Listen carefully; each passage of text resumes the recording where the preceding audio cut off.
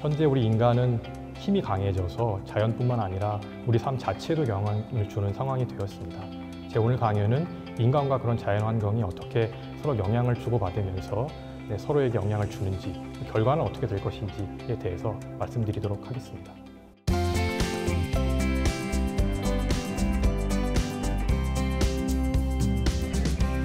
방금 소개받은 연세대학교 대기과학과의 홍진규라고 합니다. 여러분들이 요즘 많이 관심을 가지고 계시는 기후변화, 지구온난화, 그리고 요즘에는 조금 더 강한 단어들이 나오고 있습니다. 기후위기, 이런 것과 연관돼서 많이 언급되는 인류세라는 얘기를 제가 키워드로 들고 나왔고요.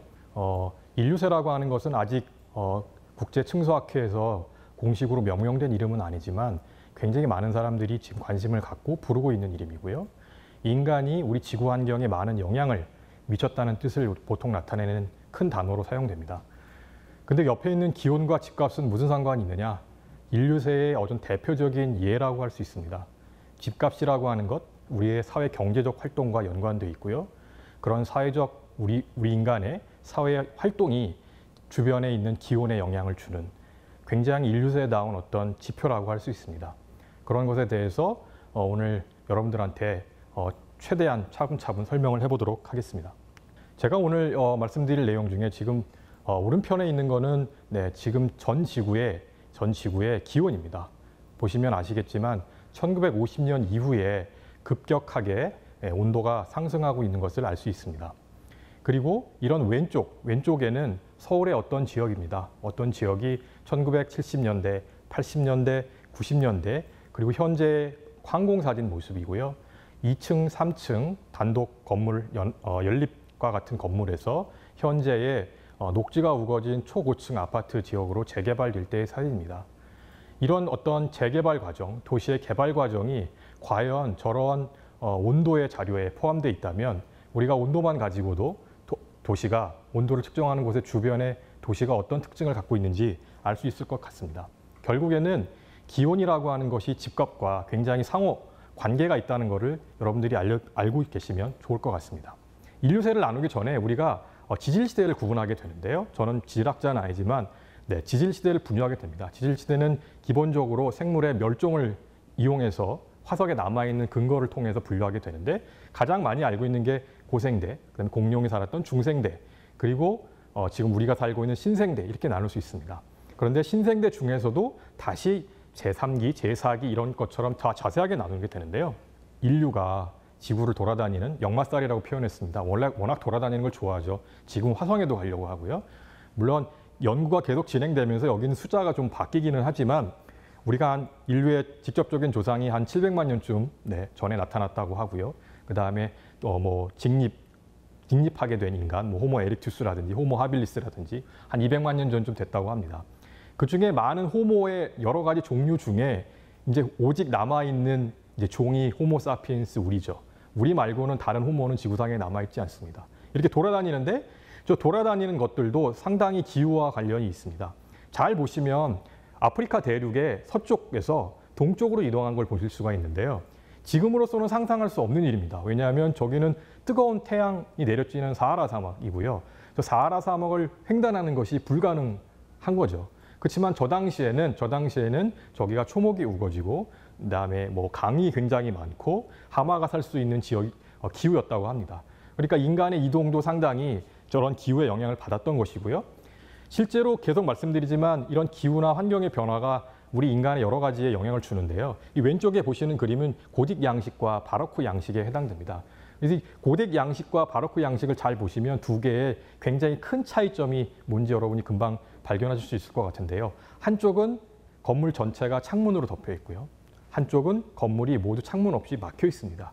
이게 무슨 뜻이냐면은 따뜻했던 시기에, 중세 시기에 따뜻할 때는 열을 배출하기 위해서 저렇게 창문이 많이 달려있는 건물을 지은 것이고요. 추워진 다음에는 열을 보존하기 위해서 창문이 없는 건물.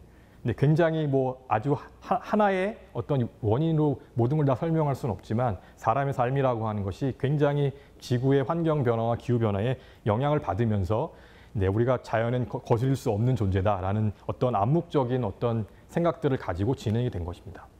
그리고 이 그림도 우리 그림에 반영된 것들인데요.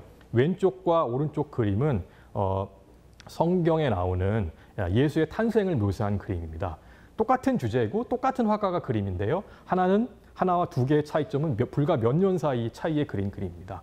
이 그림에서 오른쪽에 있는 그림은 사실은 거의 원근법의 시초라고 생각하는 그림 중에 하나인데요. 잘 보시면 왼쪽 그림을 잘 보시면 성모 마리아가 아기 예수를 안고 있고 동방 박사들이 와서 보고 있는 장면이 나옵니다. 굉장히 비루한 마국간 그림이 그려져 있죠.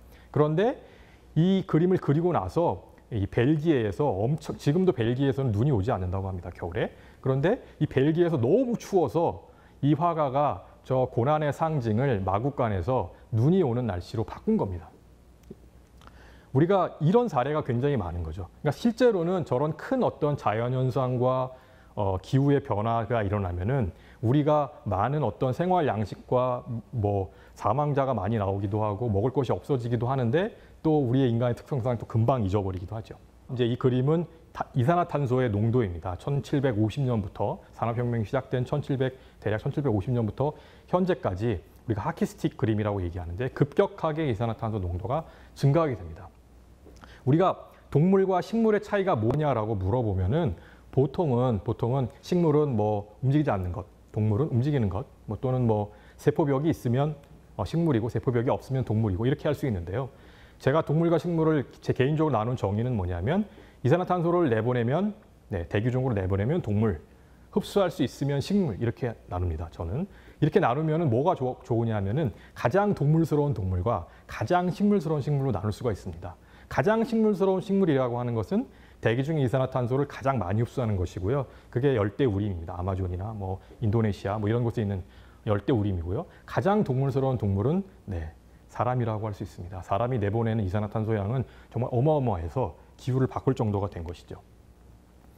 실제로 이 이산화탄소 농도가 얼마나 대단한 거냐라고 보면은 이 그림은 이제 지난 오랜 기간 동안 몇 억 년 동안에 이산화탄소의 농도를 나타낸 것인데요. 실제로 현재 지금 지구의 평균 대기 중 이산화탄소 농도가 한 410 ppm, 뭐 ppm이라는 단어는 몰라도 상관없지만 대략 한 410이라는 정도로 값을 갖고 있는데요. 그것을 잘 보시면 지난 몇천 년 동안 그렇게 이산화탄소가 높았던 시기가 없습니다. 그리고 불과 우리가 50년 안에 그보다 훨씬 2배, 3배 될 수 있는 가능성도 충분하다는 것이죠. 보시면 기온도 지난 몇천 년 동안 안에 지금보다 온도가 높았던 것이 없고요. 굉장히 많은 사람들이 이 부분을 걱정하고 있습니다. 사실 이걸 걱정하는 건 오래됐는데 최근 이런 부분이 관심을 갖기 시작한 이유는 제 생각에는 많은 분들이 이미 얘기를 했는데 그냥 온도가 올라갑니다. 이렇게만 얘기를 했지 온도가 올라가는 게 무슨 우리 생활에 영향을 미치는지를 별로 얘기를 안 해줬던 것 같아요. 예를 들면 저 같은 경우는 지구온난화의 효과를 거의 잘 못 느낍니다. 왜냐하면 에어컨 틀면 되고요. 추우면 뭐 어디 가면 되기 때문에 사실은 별로 잘 못 느끼거든요. 가뭄이 들어도 서울 같은 경우는 물이 안 나오는 경우가 없습니다. 사실은. 그러니까 지구의 어떤 변화에 대해서 민감할 수가 없는 상황인 거고 고작 우리가 북극곰을한테 미안해하는 북극곰을 도와줘야 한다는 걸 정도까지만 우리가 얘기를 하다가 이제는 그것이 우리의 먹을거리, 그 다음에 식량, 자연재해와 같은 것들을 심각하게 크게 만든다고 하는 것들이 사람들이 이제 조금 더 목소리를 크게 하기 시작하면서 조금 더 관심을 가져지게 된 것이죠. 그래서 이 그림은 우리가 1950년 이후에 급가속, 아직 정확한 번역은 없습니다. 뭐 급격한 가속, 뭐 여러 가지 뭐 한국말 번역이 있긴 하지만 저는 이제 급격한 가속, 급가속이라는 말을 했는데 전 세계 모든 어떤 대기 환경, 대기나 기후나 모든 환경적 문제뿐만 아니라 인간 생활 모든 것들이 다 급격하게 일어납니다. 따라서 우리가 이걸 보면서 이제 헷갈리시면 안 되는 거는 이산화탄소가 올라가서 뭐 저런 에너지 사용량도 더 많이 쓸 수 있게 됐고 GDP 늘어난 거다 이렇게 생각하시면 좀 곤란할 것 같고요. 어쨌든 저 급격한 가속이 1950년 소위 말하는 원자폭탄의 사용과 함께 급격하게 늘어나게 됐고 저것이 우리 경제 사회를 좋게 만드는 긍정적인 영향도 가져왔지만 자연재해와 같은 것들을 우리가 만들게 됐다는 거죠. 얼마나 그게 큰 변화가 있었냐 하면은 10,000년 전에는 전 세계에 있는 지구에 있는 어떤 척추동물의 무게로 봤을 때 인간의 무게라고 하는 거는 1% 정도밖에 되지 않았습니다. 근데 지금은 대부분이 인간이 키우고 있는 가축이 지구를 점령하고 있고요. 그 다음에 더 놀라운 사실은 지구상에 있는 새들 중에서 70%가 닭입니다. 그래서 우리가 지질시대를 나눌 때 멸종된 화석의 생물의 화석으로 우리가 분류를 하는데 홀로세와 인류세를 나눌 때 아마도 닭뼈, 저희가 우리나라 사람이 특별히 좋아하는 치킨, 그 닭뼈가 많이 묻혀져 있는 지층이 발견됨으로써 인류세와 홀로세를 구별할 수 있을 것이다 라고 생각하기도 합니다. 어떤 표본이 되는 거죠. 인간이 얼마나 많은 것들을 하고 있는지 알 수 있습니다. 그래서 우주에서도 우주의 쓰레기가 엄청 많아졌고요. 그 다음에 도시에서는 도시의 야간 불빛 때문에 은하수가 보이지 않는 그런 일들이 일어나고 있습니다. 특별히 제가 아까 우리 호모사피엔스의 역마살에서 말씀드렸는데 최근에 제가 말씀드리는 것 중에 하나가 도시화입니다. 많은 사람들이 다시 도시로 이주하고 있는데 이게 어느 정도 되냐면은 일주일에 도시로 이사를 하는 사람들이 전 세계에서 한 100만에서 150만 정도 된다고 합니다. 이게 어느 정도 인구냐 하면은 대전 인구 정도입니다, 우리나라. 그러니까 일주일에 대전 정도 되는 사람들이 도시로 이동을 하고 있고요. 도시에서 어마어마한 양의 온실가스가 나오고 있고 어마어마한 양의 에너지를 쓰고 있고 뭐 굉장히 빈민가도 있고 그다음에 코로나가 일어난 곳의 대부분도 도시입니다. 이 도시화가 엄청난 일을 일으키고 있는데 제가 아까 말씀드린 것처럼 예전에는 고대의 도시들이라고 하는 것이 별로 자연 변화에 굉장히 민감해서 조금만 해도 금방 무너질 수 있었는데 지금은 그렇지 않습니다. 그런데 재밌는 것은 뭐냐 하면은 이런 어떤 풍요로운 식량과 먹을 것과 물이 한번 끊어지기 시작하면 도시가 주체할 수 없을 정도로 큰 타격을 받을 수 있다는 것이죠.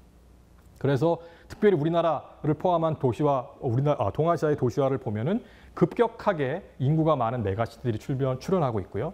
우리나라 경우에는 도시의 면적이 다른 나라보다 훨씬 넓고요. 90% 이상의 사람이 도시로 살고 있습니다. 서울을 예로 말씀드리면, 서울의 경우에 여기 보시면 아시겠지만 인구나 다양한 지포 피복이 있는데 굉장히 인구 밀도가 높다는 걸 알 수 있고요. 특별히 서울에 있는 어떤 건물들과 어떤 특징들이라고 하는 것이 외국의 도시들과는 다르게 밀집돼 있고 주거용, 상업용, 공장 건물들이 뒤섞여 있어서 굉장히 다른 특징들을 보이고 있습니다. 특별히 제가 강조하고 싶은 건 뭐냐면은 아파트를 예를 들면은 아파트의 평균 수명이 지은 다음에 다시 부시고 다시 지을 때의 수명이 우리나라가 채 30년이 안 되는 거에 비해서 독일과 영국은 100년이 넘습니다. 그러니까 우리나라가 굉장히 빠른 30년 정도 안에 계속 재개발을 해가면서 도시를 바꾸고 있는 것이죠. 그러니까 이걸 바꿀 때마다 잘못 바꾸면은 주변의 기후랑 환경 문제가 크게 악화될 수도 있고요. 거꾸로 생각하면은 30년마다 바꾸는 저 형태가 우리가 조금 더 미래에 다가올 어떤 자연재해를 잘 대비할 수 있도록 바꿀 수 있는 그런 기회가 될 수 있다라고 생각을 합니다. 그럼 도시가 왜 주변보다 온도가 높다고 얘기하는데 그걸 우리가 도시 열섬이라고 얘기하는데요. 그 이유는 첫 번째는 사람이 내보내는 열이 있습니다. 우리가 에어컨을 틀면 실외기에서 뜨거운 열이 나오기도 하고요. 그 다음에 두 번째 가장 큰 효과는 건물이 낮에 햇빛을 받아서 열을 저장했다가 밤에 내보내게 됩니다. 도시는 기본적으로 주변보다 온도가 높은데 특히 밤에 기온이 높고요. 왜냐하면 낮에 에너지를 흡수했다가 밤에 다시 대기로 돌려보내기 때문에 따라서 열대야가 굉장히 많이 발생하게 됩니다. 이게 도시가 서울에 있는 도시 어떤 곳의 기온이 서울 바깥 지역보다 온도가 얼마나 높으냐라는 걸 나타내는 것입니다. 1970년대, 60년대에는 대략 서울이 주변 지역보다 한 2도 정도, 1.5도 정도 높았다고 한다면 2000년이 다 돼 갔을 때는 거의 3.5도 정도 높아졌는데요. 다시 온도가 낮아지는 걸 알 수 있습니다. 이거는 서울의 기온이 시간이 지나면서 온도가 낮아진다는 뜻이 아니고요. 주변보다 온도가 높았던 게 차이가 점점 줄어들고 있다는 뜻입니다.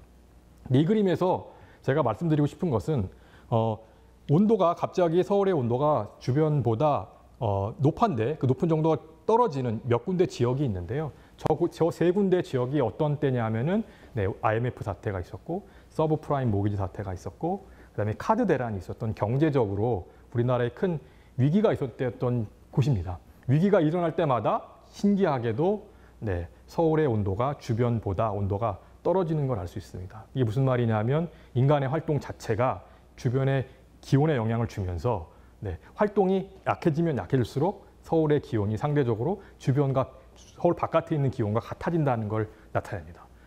이게 서울 한 곳만 그런 것이 아니고요. 옆에 오른쪽 그림을 보시면 서울에 있는 다른 지역도 IMF, 서브프라임 모기지 사태, 그 다음에 카드 대란 때 기온이 계속 떨어지고 있는 걸 우리가 알 수 있습니다. 그리고 특별히 저 지역은 상대적으로 저 세 군데 제가 말씀드린 세 시간대에 기온이 상대적으로 낮아지는 것뿐만 아니라 전반적으로 기온이 낮아지는 걸 알 수 있습니다.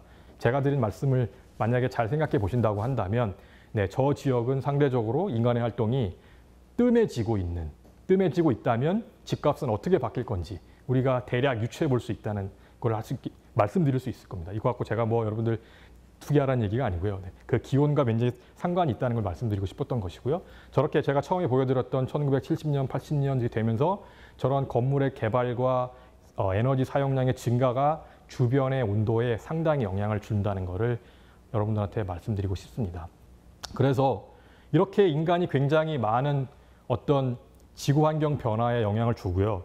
소위 말하는 거의 신처럼 된 이런 것처럼 되고 아무런 문제가 없는 것 같은데 문제가 뭐냐라고 얘기하면은 가장 최근에 이제 얘기하는 것이 뭐냐면 위험 한계라는 게 있습니다. 그게 뭐냐면 마치 왼쪽에 있는 저 배를 타고 가는 사람처럼 그냥 잔잔한 물결에 따라서 즐겁게 노래 부르면서 배를 타고 내려가는데 사실은 앞에 절벽이 있는 거죠. 저 절벽을 넘어가는 순간 저 사람은 문제가 생기겠죠. 그러니까 우리가 마치 우리가 어떤 책에 보면 탄광 속의 카나리아라는 얘기를 하는데요. 예전에 탄광 속에 들어가는 광부들이 갱도가 무너질지 안 무너질지를 알기 위해서 되게 예민한 카나리아라는 새를 들고 왔다고 합니다. 그래서 카나리아가 문제가 있다고 신호를 주면 도망가는, 빨리 대피하는 거였는데요. 여러 가지 한 9가지 측면에서 봤을 때 인간이 어떤 자연을 변화시키도록 강요한 것들, 아까 급가속이라는 말씀을 드렸는데 비료라든지 기온이라든지 성층권 파괴라든지 생물 다양성이라든지 이런 측면에서 저 선을 넘어가고 있는 것 같다라고 사람들이 생각하는 것이고요. 따라서 기온의 변화뿐만 아니라 그와 직간접적으로 연관된 것들에 의해서 식량, 물 이런 것들에 급격한 문제가 일어나고 난민이 일어날 수도 있고 이런 것들을 이제 경고하고 그런 것들입니다. 실제로 이 그림은 옛날 사람들이 그린 벽화 그림인데요. 잘 보시면 왼쪽에 보시면 하마도 있고요. 그다음에 배를 타는 사람들도 있고, 뭐 소들도 있습니다. 근데 이게 사하라 사막에서 있는 데서 만들어진 그림인데 실제로 보면은 지금 아래쪽에 있는 게 현재의 사하라 사막이고요. 왼쪽 위에 있는 것이 한 10,000년 전쯤에 사하라 사막을 재현해낸 것입니다. 호수도 굉장히 크고요. 차드 호수라고 하는데 그 차드 호수뿐만 아니라 되게 큰 호수들이 굉장히 큰 호수들이 있었는데 저런 녹지가 불과 100년, 200년 사이. 우리가 한 세대를 한 30년이라고 친다고 보면 할아버지 때는 녹지였는데 손자 때는 녹지가 없어지는 급격한 변화가 일어날 수도 있다고 사람들이 이제 우려를 하고 있는 것이죠. 그래서 많은 사람들이 걱정을 하고 있습니다. 저렇게 되면 안 되니까 우리가 누리고 있는 것들을 우리 후손들한테도 똑같이 누렸으면 좋겠다. 그게 우리가 소위 말하는 지속 가능성이라고 하는 단어인데요. 물론 굉장히 복잡하게 설명할 수 있지만 그런데 그게 가능한 거냐? 그러니까 어떻게든 좀 인간의 효과를 좀 없앨 수 있는 방향이 뭐냐? 그리고 우리는 어떻게 이런 바뀌는 사회에 적응을 해야 될 것이냐? 그리고 이거를 완화시키고 적응할 수 있는데 과학은 어떤 역할을 해야 되느냐? 많은 사람들이 관심을 가지고 있고 우리가 유엔과 같은 곳에서 특히 우리나라에서도 이런 문제를 제기했습니다. 그러니까 현대와 같은 우리가 누리고 있는 호모사피엔스가 누리고 있는 혜택을 우리 후손들도 누리게 하기 위해서는 그런 지속 가능한 게 위해서는 무엇 분야에서 무엇을 해야 되겠다라고 얘기하는 것이고 그것이 우리가 인류세라는 우리가 지금 현재 살고 있는 시대를 인류세라는 이름을 붙이면서 이런 기후변화를 바꾸기 위해서 굉장히 많은 노력들을 합니다.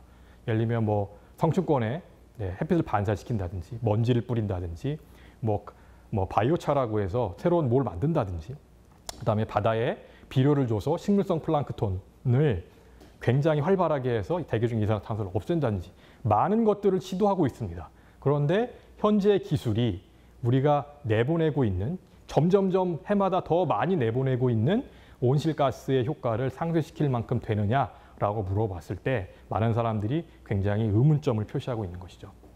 실제로 그러면 우리가 미래는 밝으냐, 우울하냐라고 물어보면 저 팩트풀리스라는 유명한 책입니다. 책에 보면 굉장히 긍정적으로 보고 있고요. 제가 최근에 어디 가서 리뷰한 책이죠. 거주불능 지구. 이것도 굉장히 유명한 책이 된 것 같습니다.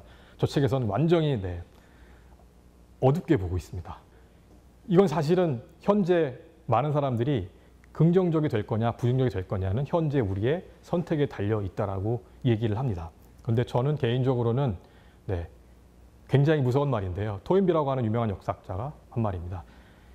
역사를 돌이켜보건대 인류의 문명은 대부분 자살의 형태로 멸망한다. 결국에는 아무런 준비 안 하고 스스로 자기가 죽으러 가는 길을 선택했다. 굉장히 무서운 말이고요. 현재 많은 분들이 이런 걸 걱정하고 있고요. 우리가 어떻게 해야 되느냐라는 것들을 우리가 좀 봐야 되는데 제일 중요한 거는 우리가 머리로 이해하고 그걸 마음에 와 닿아야 되고요. 그리고 실제로 발로 뛰어서 이 인간의 어떤 영향을 최소화할 수 있는 우리가 현재 누리고 있는 것들을 후세들에게도 넘겨줄 수 있도록 그런 발로 뛰는 그런 것들을 좀 해야 하지 않을까 싶습니다. 이상으로 오늘 말씀을 그만 마치도록 하겠습니다. 감사합니다.